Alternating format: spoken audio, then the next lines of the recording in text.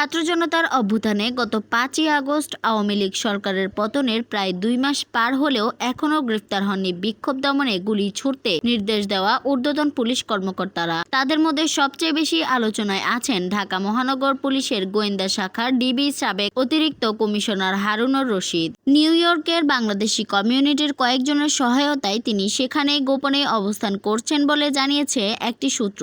সেখানকার একটি ভবনের সম্মেলন কক্ষে হারুনুর রশিদ বসে রয়েছেন। একটি সূত্র বলছে তিনি সেপ্টেম্বরের শেষের দিকে পুলিশ ও প্রশাসনকে ম্যানেজ করে দেশ ছেড়ে চলে গেছেন। 2006 সালে ডিবি লটারি পেয়ে তার স্ত্রী মার্কিন যুক্তরাষ্ট্রের নাগরিকত্ব পান। সেই সূত্রে তারা নিয়মিত যুক্তরাষ্ট্রে যাতায়াত করতেন। মার্কিন যুক্তরাষ্ট্রের ভিসা থাকায় গণ অভ্যুত্থানের পর হারুন ও রশিদ নিউ ইয়র্ক স্টেটের লং আইল্যান্ডে পালিয়ে গেছেন বলে খবর পাওয়া গেছে। পুলিশ সদর দপ্তরের তথ্য অনুযায়ী সরকার পতনের পর অন্তত 187 জন পুলিশ কর্মকর্তা নিখোঁজ রয়েছেন। তাদের অনুপস্থিতির কারণে বরখাস্তের উদ্যোগ নেওয়া হচ্ছে বলে সম্প্রতি জানিয়েছেন পুলিশের মহাপরিদর্শক ময়নুল ইসলাম। সাংবাদিকেরা পলাতক পুলিশ কর্মকর্তাদের বিষয়ে প্রশ্ন করলে স্বরাষ্ট্র উপদেষ্টা সাংবাদিকদেরকেই তথ্য দিয়ে সহযোগিতার আহ্বান জানান।